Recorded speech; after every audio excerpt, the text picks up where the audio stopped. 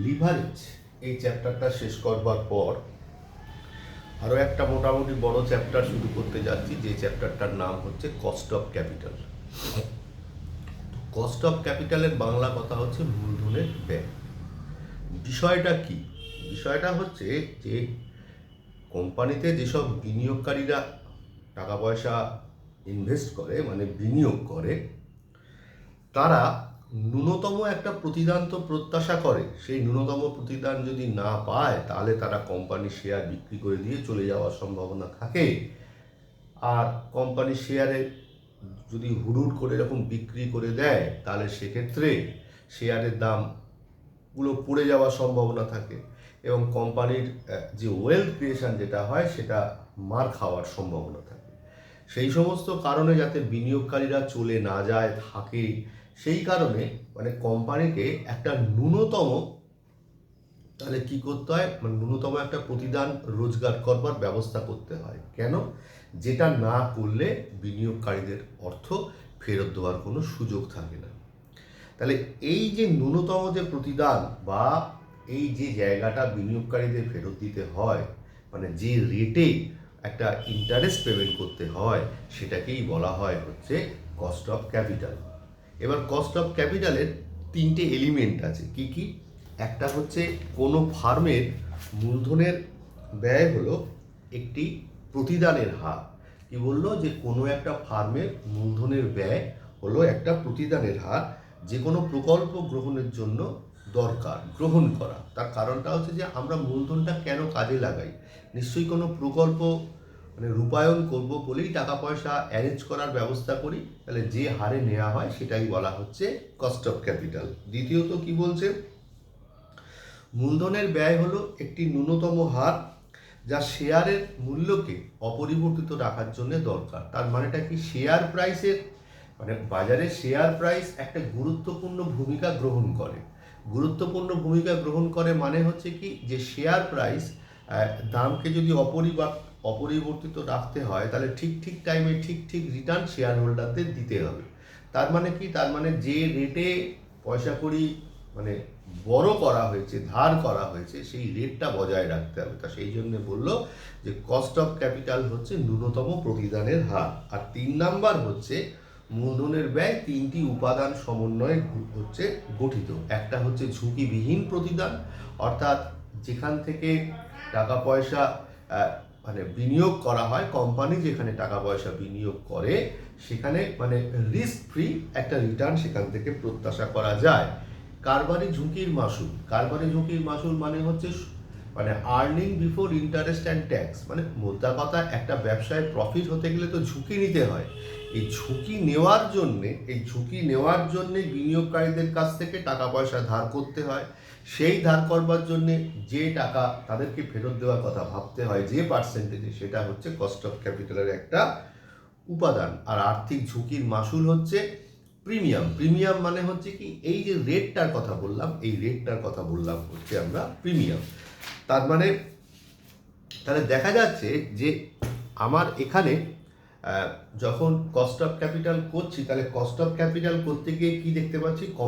মানে কোম্পানির ক্যাপিটাল স্ট্রাকচারে কি কি থাকতে পারে? ইকুইটি শেয়ার থাকতে পারে,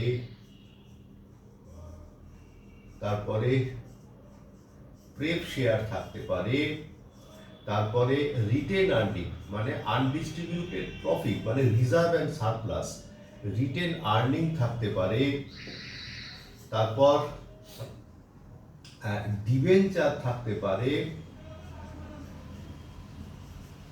তারপরে টার্ম লোন থাকতে পারে। তাহলে এই সমস্ত জিনিসগুলো কি হয়? বাজার থেকে একটা রেটে ধার করা হয়, ইকুইটি শেয়ার হোল্ডারদের ডিভিডেন্ড দেওয়া হয়, প্রেফারেন্স শেয়ার হোল্ডারদের ডিভিডেন্ড দেওয়া হয়, বা একটা পার্সেন্টেজ সুদ দিতে হয়। এবার তো রিটেন আর্নিং আনডিস্ট্রিবিউটেড প্রফিট, এটারও কিন্তু কস্ট আছে। তার কারণটা হচ্ছে কি, যে একজন মানে শেয়ার হোল্ডার যে টাকা বিনিয়োগ করে সেখান থেকে যে টাকা রোজগার হয়, রোজগার করবার পর সেটা ব্যবসায় রিইনভেস্ট করবার পর যদি টাকা বেঁচে থাকে তাহলে সেটা কি হয়? রিটেন আর্নিং বা আনডিস্ট্রিবিউটেড প্রফিট বলে বিবেচিত হয়। তাহলে সেখানে তো শেয়ার হোল্ডারদেরও একটা অংশ থাকে। তাহলে এটা যত বাড়ে তত কোম্পানির কি হয়? কোম্পানি সেটা মানে কোম্পানির গ্রোথ বা কোম্পানির মানে ওয়েলথ ক্রিয়েশন তত বেশি হয় এবং যার মধ্যে শেয়ার হোল্ডারদেরও পার্ট থাকে, তাহলে এরও একটা কস্ট আছে।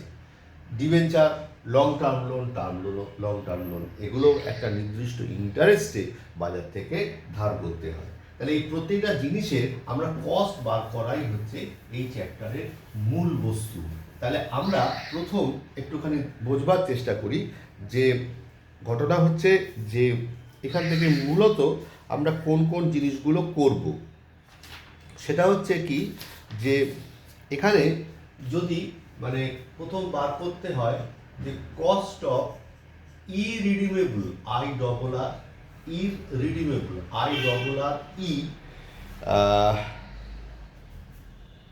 DEEM, cost of irredeemable debt capital, cost of irredeemable debt capital. তার মানে কি? ইরিডিমেবল মানে অপরিশোধযোগ্য ঋণ মূলধনের ব্যয়। অপরিশোধযোগ্য ঋণ মূলধনের ব্যয় মানে কি? এই ঋণ কোনোদিন শোধ করতে হবে না, নিশ্চয়ই শোধ করতে হবে। মানে কোম্পানি যদি উঠে না যায় তাহলে এটা এখানে চলতেই থাকবে। তাহলে সেক্ষেত্রে আমাদের কি ফর্মুলা দাঁড়াবে? সেক্ষেত্রে আমাদের ফর্মুলা দাঁড়াবে হচ্ছে কে ফর কস্ট, আই মানে হচ্ছে ইরিডিমেবল, তার ফর্মুলা হচ্ছে I by P. I by P মানে আমি লিখছি আই মানে ইন্টারেস্ট, আর হচ্ছে পি, পি মানে হচ্ছে net amount realised from date. এখানে যদি ট্যাক্স ইম্পোজ করা হয় তাহলে সেক্ষেত্রে ফর্মুলাটা হবে KD is equal to I by P into 1 minus T. কি বললাম? KD is equal to I by P into 1 minus T. তাহলে এবারে কি করব? হোয়ার এগুলোর মানে একটু লিখে নেওয়ার চেষ্টা করব।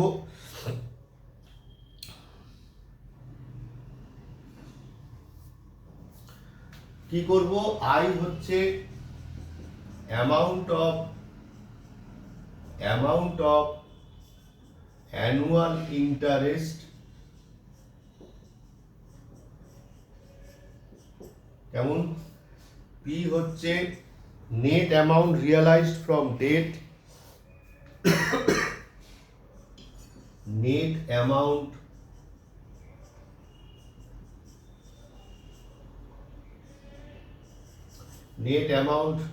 realized from date,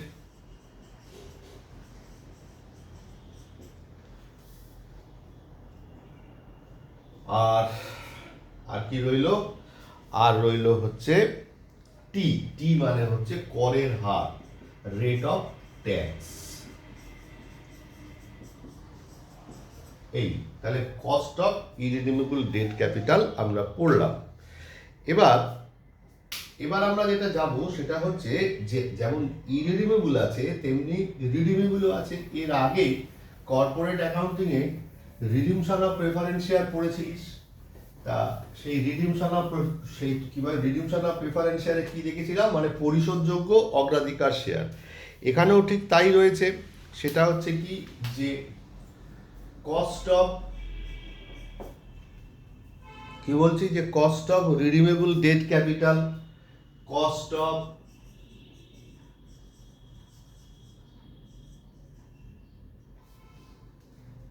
বানানটা ভুল লিখলাম, REDEEM, cost of redeemable debt capital, cost of redeemable debt capital. আর যখনই cost of redeemable debt capital হবে তখন কি হবে? ফর্মুলাটা একটুখানি বড় হবে। কি হবে? কে আই ইজ ইকুয়াল টু, দেখ কে আই ইজ ইকুয়াল টু যখন আমরা লিখছি তখন কি হবে? এখানে প্রথম লিখবো আই মানে interest plus R minus P. R মানে রিডিমেবল প্রাইস, আর পি মানে হচ্ছে net amount realised from date divided by N, মানে কত দিনের জন্যে রিডিমশন রয়েছে, অর্থাৎ কত দিন পর এটা রিডিম করতে হবে, সেটা divided by R plus P by 2। এটা হচ্ছে যদি উইদাউট ট্যাক্স হয়। আর যদি উইথ ট্যাক্স হয় তখন এর সাথে শুধু কি করতে হবে? একটা 1 মাইনাস টি মাল্টিপ্লাই করতে হবে। তাহলে R minus P by N divided by R plus P by 2 into 1 minus T, where I is equal to ওই অ্যানুয়াল ইন্টারেস্ট,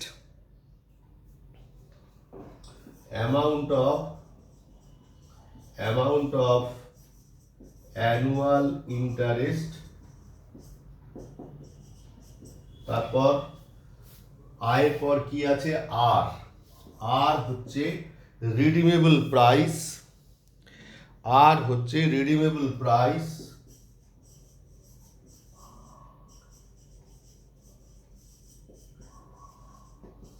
ঠিক আছে।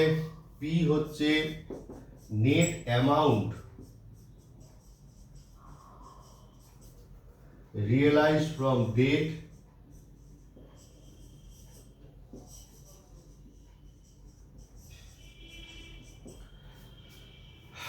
এন হচ্ছে, মুখে বলছি লিখে নে, এন হচ্ছে time period of redemption of debt, time period of redemption of debt, time period of redemption of debt, আর টি হচ্ছে রেট অফ ট্যাক্স।